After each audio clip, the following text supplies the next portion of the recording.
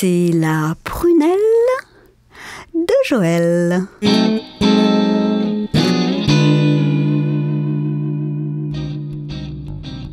Dans le closer numéro 508 du 6 mars en couverture, on peut voir la photo de Sophie Davant et on peut lire « Sexe, chirurgie, Sophie Davant, balance ». Dans le Voici numéro 1426 du 6 mars en couverture, on peut voir encore en plus gros la photo de Sophie Davant et on peut lire « Sophie Davant, quitter mon mari a été douloureux ». Dans le France Dimanche numéro 3575 du 6 mars, en couverture, on peut voir encore, en gros, sur les 3/4 de la page, la photo de Sophie Davant. Et on peut lire « Sophie Davant, son coup de foudre secret ». Dans le gala numéro 1134 du 4 mars en couverture, on peut voir en énorme sur toute la page « Qui ça ? Hein ? Oui, Sophie Davant ». Et on peut lire « Sophie Davant, à 50 ans, j'ai le droit de ne pas être sage. Tu as surtout le droit d'éviter tout ce déballage. Y en a marre de te voir sur toutes les pages. Ça, Sophie, maintenant. Je préférais la Sophie plus discrète d'avant. »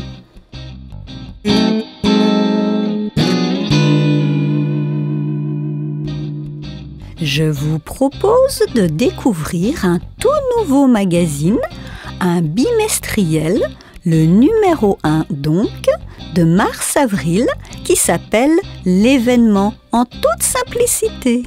Événement, définition numéro 3 du Petit Larousse, je cite, se dit de ce qui est de nature à susciter un très vif intérêt et à faire date. Alors, l'événement est-il un magazine événement ? Pas vraiment, malheureusement. Le contenu est navrant. On ne parle que d'argent. Page 18 est écrit, je cite, « La bonne fortune de Gégé ».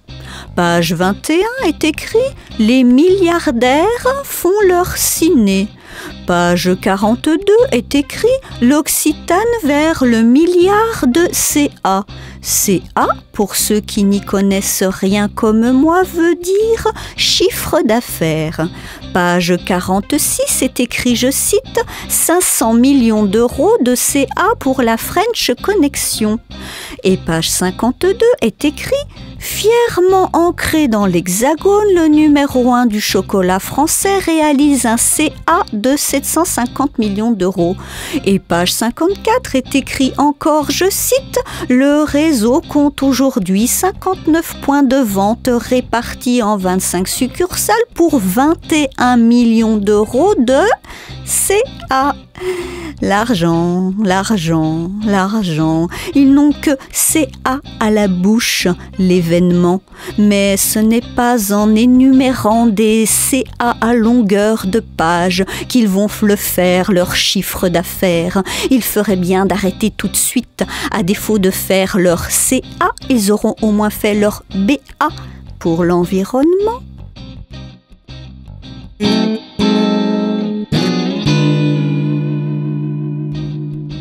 Dans l'événement numéro 1 de mars-avril, page 22, on peut lire un article intitulé, je cite, « Aymeric Caron, virgule, mauvais perdant, point d'interrogation ».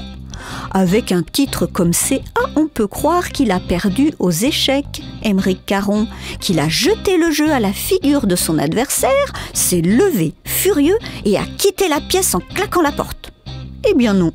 Pas du tout. L'article n'a absolument rien à voir avec le titre. J'ai eu beau lire et relire, rien. Pas d'histoire de perdant, de gagnant, de mauvais, de bon.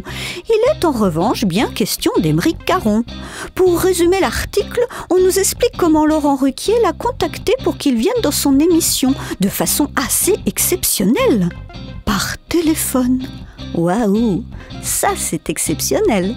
On nous apprend aussi, je cite, « Aymeric Caron a décidé d'arrêter le grand reportage car après 7 ans sur le terrain, il ne voulait pas finir cramé. Donc, tout va bien pour lui.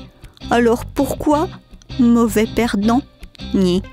Bon, sinon le style de l'article est, comment dire, je cite, Émeric Caron est à son bureau à D8. Ah, ben mon papa, il est à sa maison, à sa salle de bain. Enfantin le style.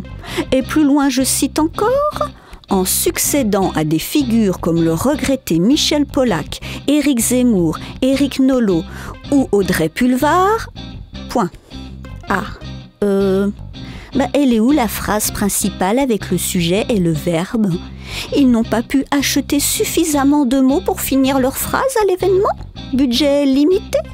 Ce qui est certain, c'est qu'au jeu du meilleur article de presse de l'année, avec des phrases comme ça, ils auraient perdu l'événement. Alors, l'événement, virgule, mauvais perdant? Point d'interrogation.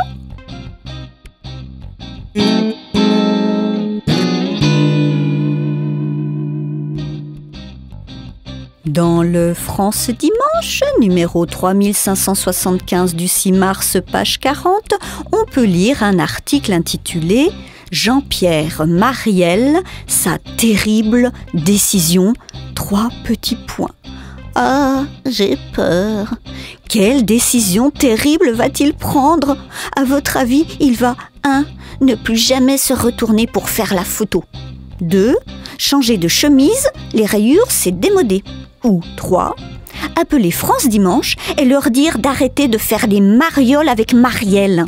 Bref, voyons ce qu'ils disent, je cite.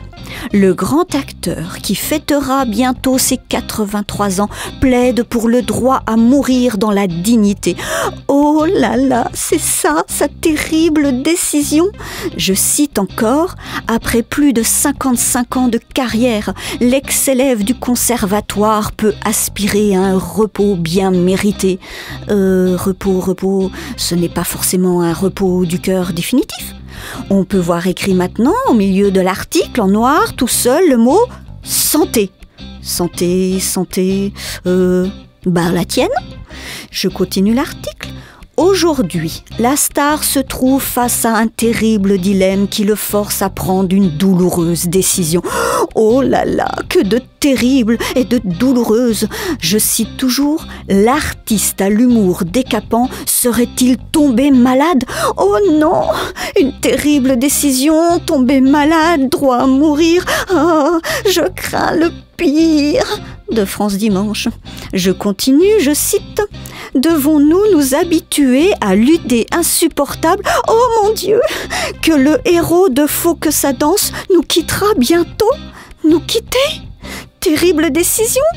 Droit à mourir? Oh, toutes ces questions! La réponse. Je continue, je cite. Eh bien, sachez, oui quoi, j'ai peur, que cette fameuse décision, le grand artiste va devoir la prendre dans un téléfilm. Ah, je cite encore, le grand Jean-Pierre Marielle, dans le rôle de cet homme malade, nous livre une fois de plus toute la mesure de son talent. D'accord, tout ça, c'était du cinoche. Oh, on n'aurait vraiment pas cru, ouais. Du talent, il en a, lui. Bon, maintenant, on sait qu'il ne meurt pas à la fin de l'article. Même si au début, il semblait à l'article de la mort.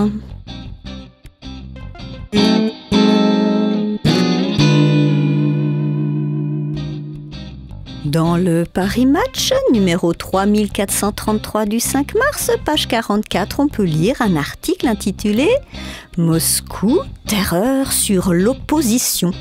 Je cite « Boris Nemtsov, adversaire acharné de Vladimir Poutine, a été assassiné de 4 balles dans le dos au pied du Kremlin. » Dites donc, c'est dangereux la Russie. Il y a des balles qui vous tuent dans la rue, il y a des déneigeuses qui vous explosent votre avion. Et qu'est-ce qu'il en dit, Poutine? Je cite, « Le Kremlin a déclaré voir dans ce crime une provocation à l'égard de Vladimir Poutine. » J'en étais sûre, c'est un complot contre Poutine. La preuve? Il y avait bien 2 C3, les rétroviseurs n'étaient pas les mêmes. Ah ben non, il n'y a pas de C3. Oui, mais il n'y a pas de sang. Il n'est pas mort, Nepsov. Il a fait semblant de se coucher au sol et de ne plus respirer pour comploter contre Poutine. Méchant Nepsov. Et puis pourquoi les journalistes, ils ont des gilets pare-balles sur le toit de Charlie Hebdo ? Ah ben non, il n'y a pas de toit ni de gilet pare-balles. Oui, mais c'est quand même un complot, parce que Marine Le Pen, elle est d'accord avec Poutine. Alors ça, si c'est pas une preuve, hein ?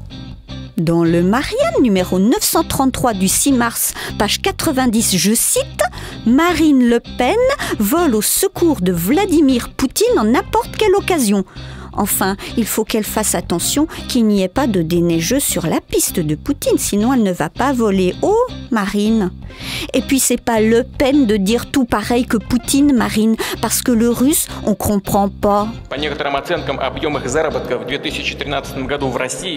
Je traduis. J'ai zigouillé Boris. Et Marine, la française, croit à mon histoire de complot. C'est drôle. Elle me fait de Le Pen, cette nouille. Elle croit qu'elle va se faire élire en France en disant tout comme moi.